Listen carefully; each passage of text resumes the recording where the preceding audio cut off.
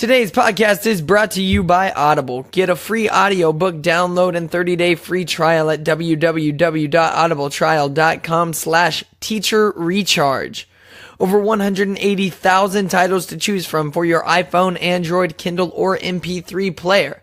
I'm Fred Kepp, and you might think that it's pumpkin spice latte season, but I keep slurping down those iced coffees till I die. Let's get it started!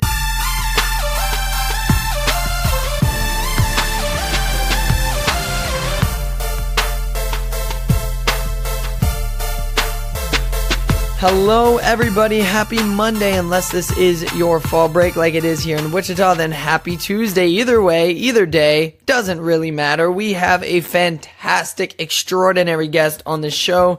It is America's leading reading ambassador, Dr. Danny Brassell. He's a nationally recognized speaker, top-selling author, trainer, and a coach. I believe he's written 11 books. He's going to offer one of those to you today for free. We're going to link that in the description. I guarantee you are going to love this interview. It is high energy. It is informative. It's educational. And, I had a teacher once that said, if it doesn't hurt you, it doesn't hurt anyone else, and you just might learn something, then why not do it? And I think that is this interview. It is so amazing. Just a little bit about him. For the past 2 decades, he has served as an educational advisor to students ranging from preschoolers to rocket scientists. He's a recognized authority on leadership development, motivation, and communication skills. Danny has been honored consistently for his strategic intellect and practical solutions. He's a gregarious, sought-after author, speaker, and business consultant, and he's characterized by friends, colleagues, and clients as one of the most insightful, powerful, and compassionate individuals in business today. And I would have to second that. It's an amazing interview. You're going to enjoy every second of it. So why am I still talking about it? Let's just get into it. Enjoy. How is it going, everybody? I have an extremely awesome guest on the show this week. It is Dr. Danny Brassell. Is that how you say your last name, Brassell? Brassell. Don't worry about it, Fred. Nobody ever gets it right. Oh my goodness, I am so sorry. Brassell, Dr. Danny Brassell, we are extremely excited to have you on the show. Tell us a little bit about what you do, though, real quick, so just so everyone else kind of hears your take on it. Well, most importantly, Fred, thank you so much for letting me come onto your show. I absolutely love listening to it. I'm kind of disappointed you didn't use your jazz voice with me. I thought that was great when you did that. So I've been a teacher, administrator for the past 25 years. I began my teaching career in South Central Los Angeles. I then became an administrator, a college professor, and now I speak all around the world on the importance of getting people to read more, read better, and love reading. Most importantly, I am a very devoted husband and proud father to 3 children. Hey, that's awesome. That is. How old are they? I one in each school. So my oldest daughter is 14. She's a freshman at the high school. My son is 13. He's a 7th grader. And then my youngest daughter is 9 years old. She's in 4th grade. So it's a lot of fun. Get the best of every world there. That's awesome. Absolutely. Well, it's fantastic to have you. And the way we usually start out every single interview that we have here is, how do you start your week? When you start a Monday, do you have any rituals? What gets you in a great mood for your week? Well, there's 2 things I do, Fred. You're a soccer coach, and so you understand the importance of coaches. And I've always told people, if you really want to be better at anything, just depend on yourself. You need coaches. So I've been blessed with lots of wonderful coaches in my life. And 2 of my coaches are good friends of mine, a father and son, Steve and Rob Schallenberger. Steve wrote this New York Times best-selling book called Becoming Your Best. It's a wonderful read.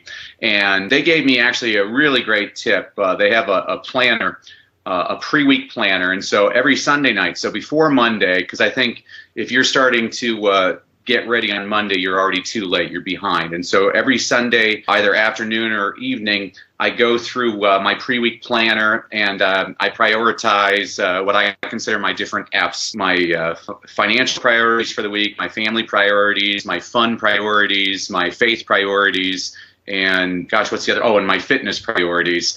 And I focus on all those, what I'm going to do, and I block out the entire week. As far as a morning ritual, I'm in a number of masterminds. One of the masterminds I used to be in, I had a great guy in my mastermind by the name of Hal Elrod. He has a great book called The Miracle Morning, and he really encourages people to start off their day early in the morning. He says 5 a.m. I'm usually up at 4 a.m. milking the cows. Well, he calls it your life savers. And so SAVERS is an acronym for 10-minute chunks to start your day. So the S stands for silence, beginning your day in silence. And so I usually begin my day in prayer. Then the A is for affirmations. So really going through, I have a list of positive affirmations to get me in a positive mindset. The V is for visualization, and so I have a poster board with all kinds of pictures of things that I want to attract into my life.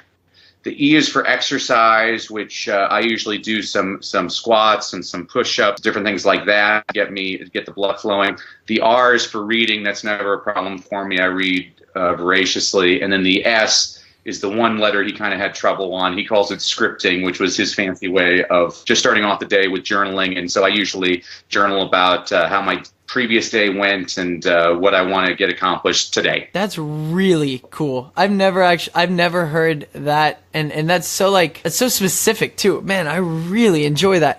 And you're actually the second interview, actually the third interview in a row where people have told me that they wake up really early, like 5 or 4. And so it just seems to be kind of because I also wake up, well, I try and wake up early. Sometimes it doesn't really work out that way, but it just seems to be a characteristic of people that are A, happy, B, healthy, and C, successful, which is really awesome just to see that continuity from person to person there, which is really cool. You said something there that really struck my interest. You said affirmations and that you had them. Is that affirmations for yourself, or do you write to other people? How does that work out? Well, that's great that you brought it up that way. I actually do a blend of the two. So I have positive thoughts that I'm filling into my own head. So let's say when I was a second grade teacher, I'm like, okay, this week I'm going to make sure that Rogelio has the best week ever, and Kiara is going to feel really good about himself, and I'm going to really encourage him with his reading.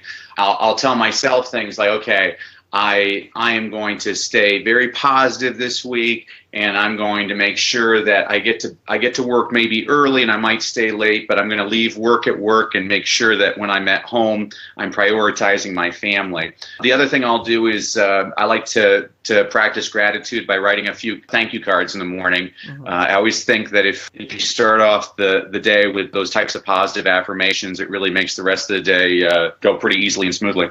That is so cool. That is amazing to hear. I'm really big on the affirmation game, and it's really changed my life too. A couple of weeks back, I talked about how in soccer I had this thing where I caught myself every time I'd miss or something, I'd say something really mean-hearted to myself. I'd be like, "Oh, you suck," or "Oh, come on, Fred, you're horrible." And so I actually changed that mindset over time. And every time I would say something mean, I'd catch myself and follow it up with 2 positives, and it really kind of transformed the way I play. And so ever since then, it's just kind of been I don't know, I'm just really into that kind of stuff. So it's really cool to hear the way you do that. And also, another thing that struck my interest there too was you said you have all of these different categories that you have in your life, and you kind of, on Sunday, it's almost like meal planning for the week, right?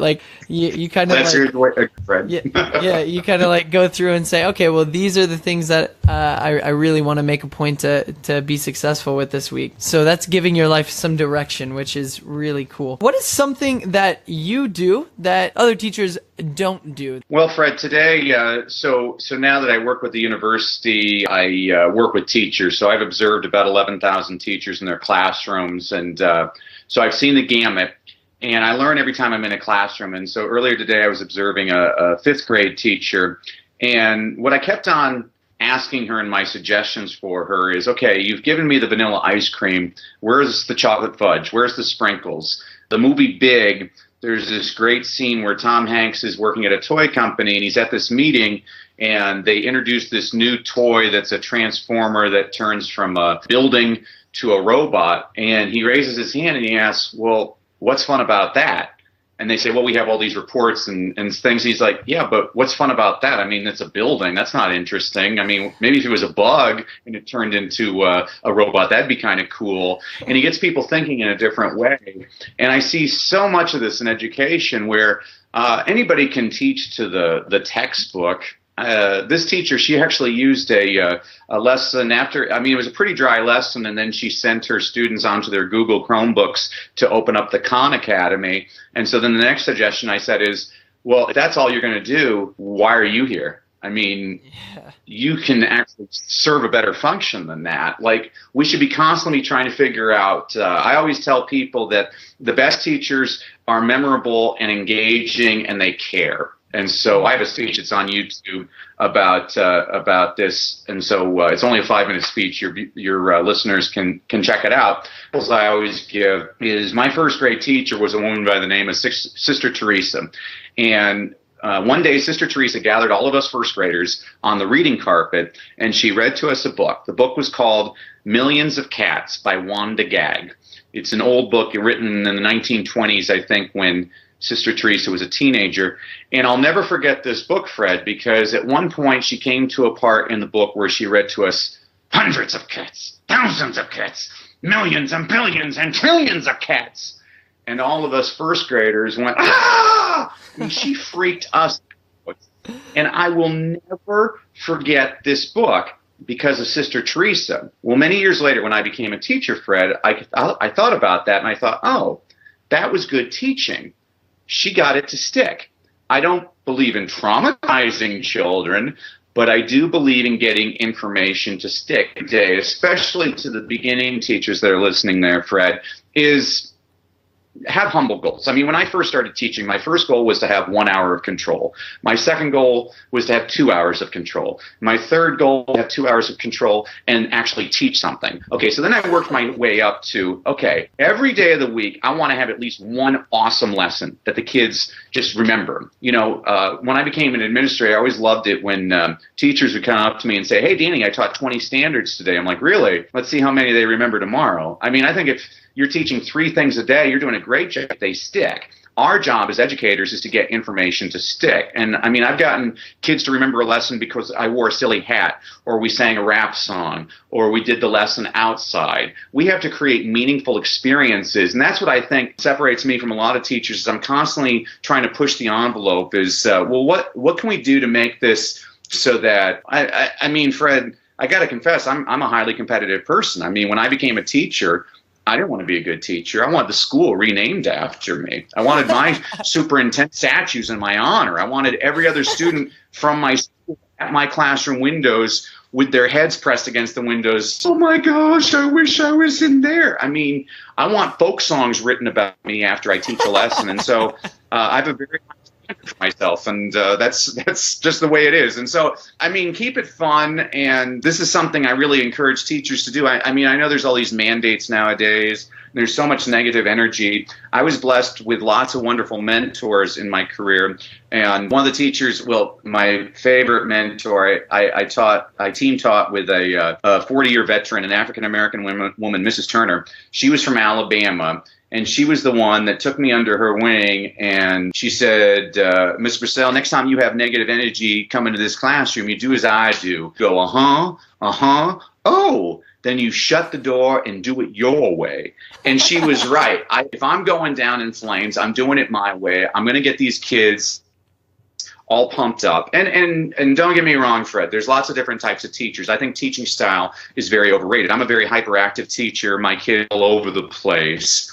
And that works for me. But some of your listeners, they might be very calm, soft-spoken. Well, my policy is if you're not funny, don't tell jokes. You need to teach the way that comes naturally to you. And so it really doesn't matter how I teach. What matters is how your different listeners, how they're comfortable. I mean, if one of your listeners loves quilting, I would encourage that person to relate everything to quilting. And the kids are going to feel that passion. And some of us are hyperactive, and some of us are disciplinarians, and some of us are soft-spoken, loud-spoken. I mean, there's all kinds of different strokes for different folks.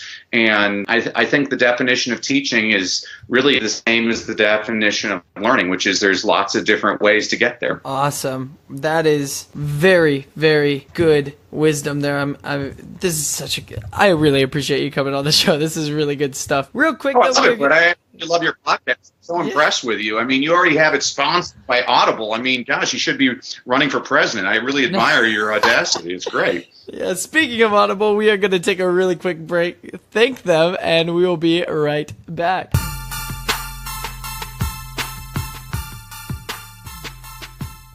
For you, the listeners of the Teacher Recharge podcast, Audible is offering a free audiobook download with a free 30-day trial to give you the opportunity to check out their service. When I bring a guest on the show, I always ask them for a suggestion. So, Dr. Danny Brassell, what is your suggestion for the listeners out there? So that's a difficult question with a person who reads like for a living. I mean, they call me America's leading reading ambassador because I have the #1 book club online. It's called lazyreaders.com, where every single month I recommend 10 book recommendations, 3 or 4 adult level, 3 or 4 young adult level, and 3 or 4 children's level books, all under 250 pages. So you have something you can read when you're stuck in a faculty meeting or bored in a doctor's office. I am going to refer your listeners to a couple of books. And also, before I forget, Fred, I wanted to better serve your audience and you, I'm giving all of your listeners a complimentary copy of my book, Read, Lead, and Succeed. I'll make sure to send it to you so you can put it on the link so everybody can download it. They can just go to readleadandsucceed.com. And it's a book. I wrote it for a principal who didn't know how to engage his faculty. So I said, okay, I'll write you a book. And so every week I give you a concept, an inspirational quote, an inspirational anecdote, a book recommendation on a book everybody should read, but you're probably too lazy because you're an adult. So I also give you a children's picture book recommendation so you can read that in 5 minutes.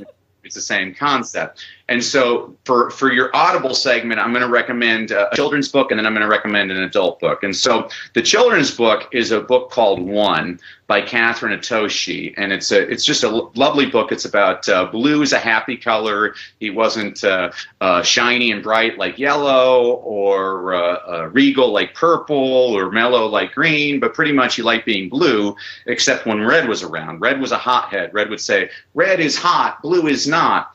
And that would always make blue feel really blue.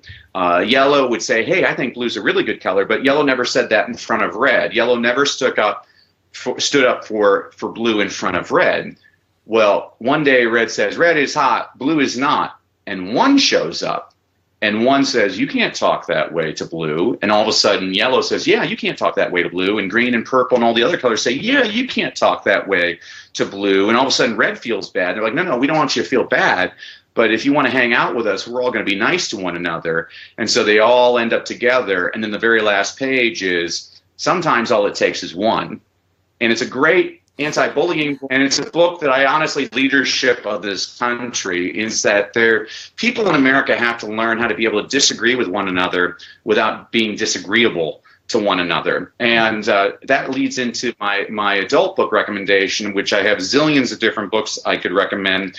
But one of my passions is reading presidential biographies.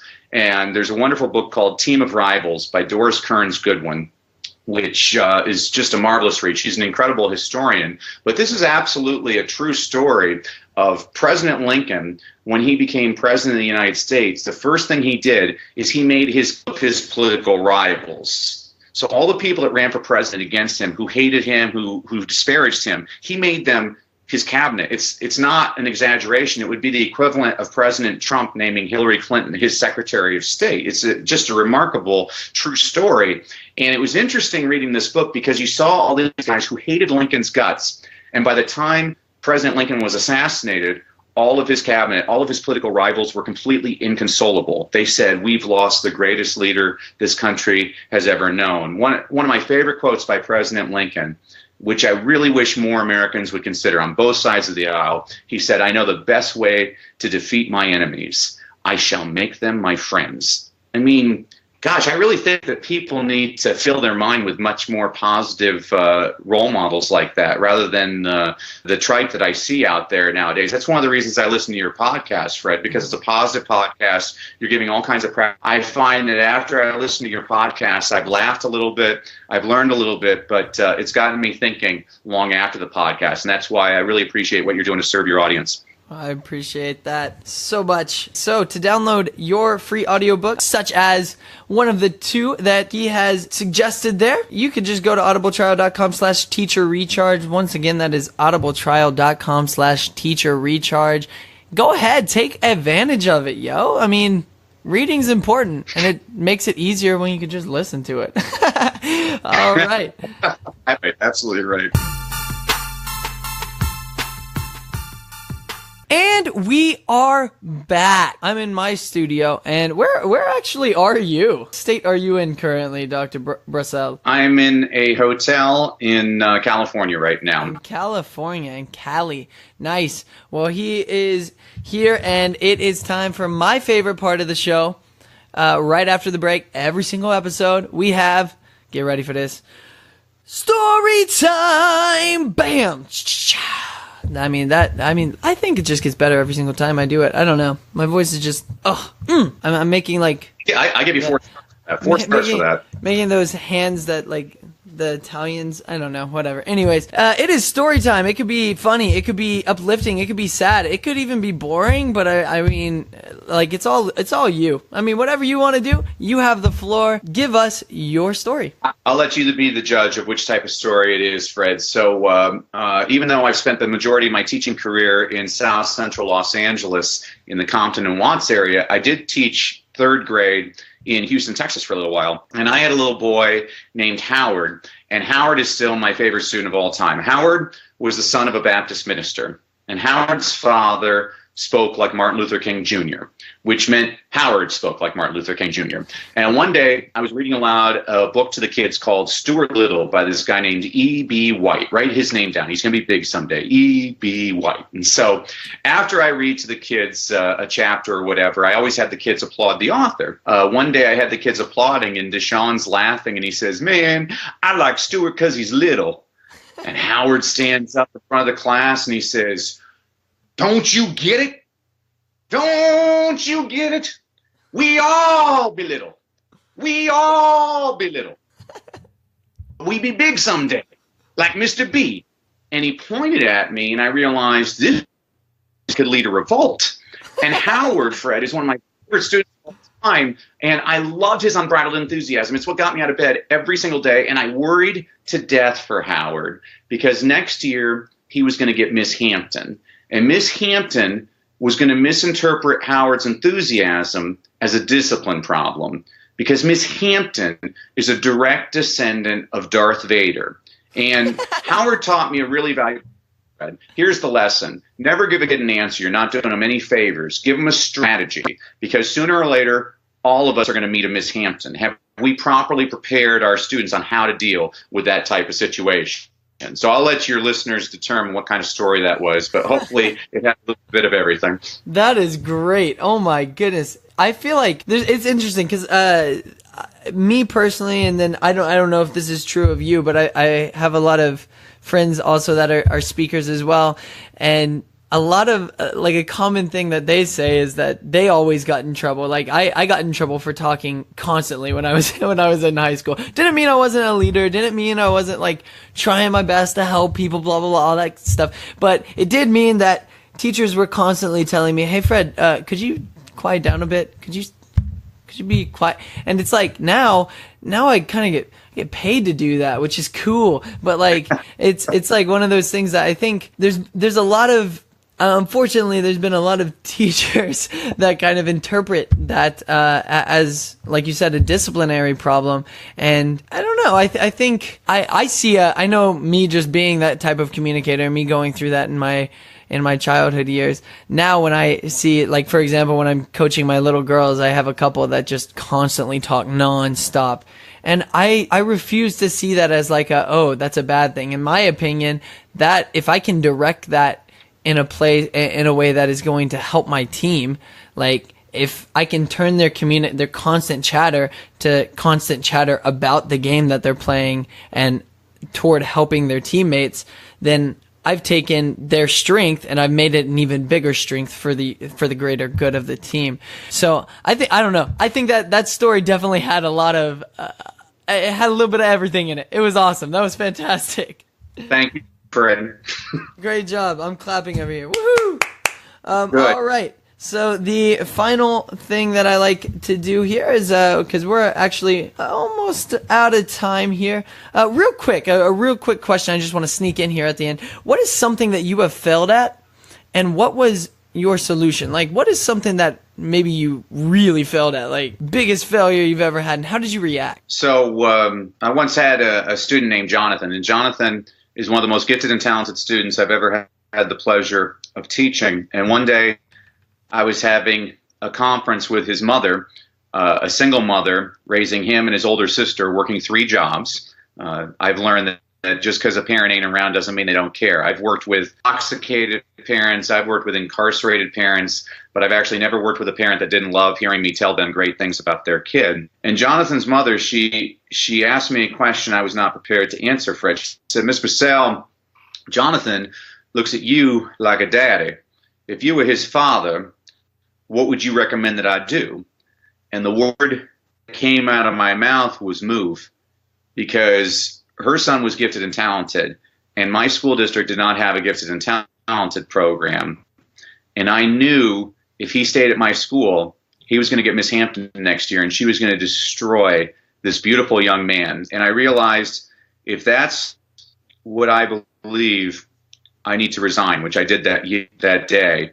I mean, I wound up teaching the rest of the year, Fred, but that was it for me in the classroom. And I consider that still to this day my greatest failure. I went into a deep depression for several months. Finally, one day, my mom gave me a pep talk, because my mom's a peppy person. I had taken a position at the university training teachers and principals. And my mom said, "Don't you see, Danny, don't you see? Now your job is to pump up other educators so they don't quit. You're going to affect a lot more kids this way." And that's why I do what I do for a living, Fred. I mean, if you open up the newspaper or watch the news, they want to blame every single problem on public school teachers. And I would highly encourage any of those critics to do the job that you do so well, Fred, each and every day. I would encourage any of those people to do your job for a week and see all the different hats that an educator is forced to wear. I would really love to see people respect educators the way they respect the military. I have a brother who's in the Air Force, and I can personally claim that I've had more weapons drawn on me than he's ever had drawn on him in the military.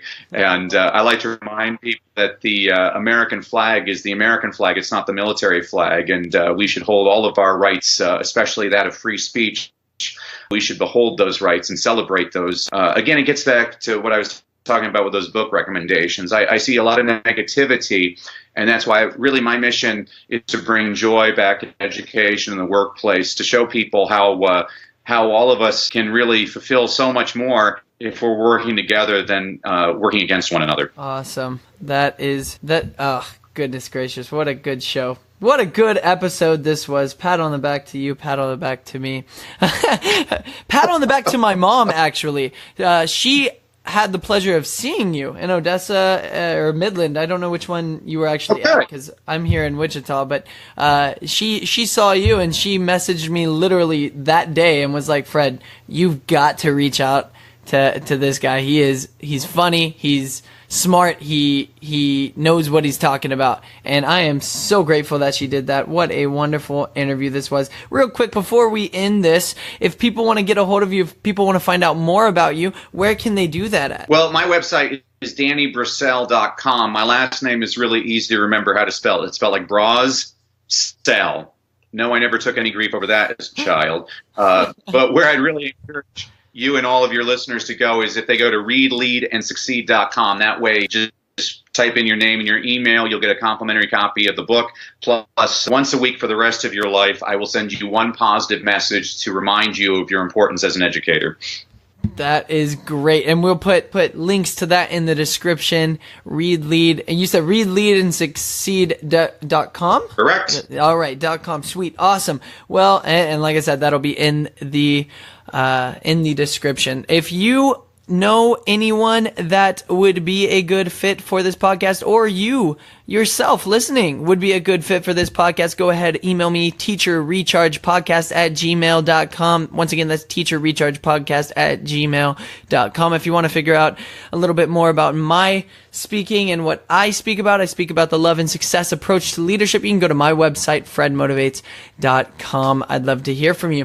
All right. Well, thank you so much for coming on the show, Dr. Brassell. I mean, this was a great episode. We really appreciate it. And I hope that everyone out there can go out there and be as energetic and just ready for the week as you are. Thank you so much. Thank you, Fred. And please thank your mother. I owe her a libation of her choice next time I'm in Odessa. Definitely. Sounds great. Thanks.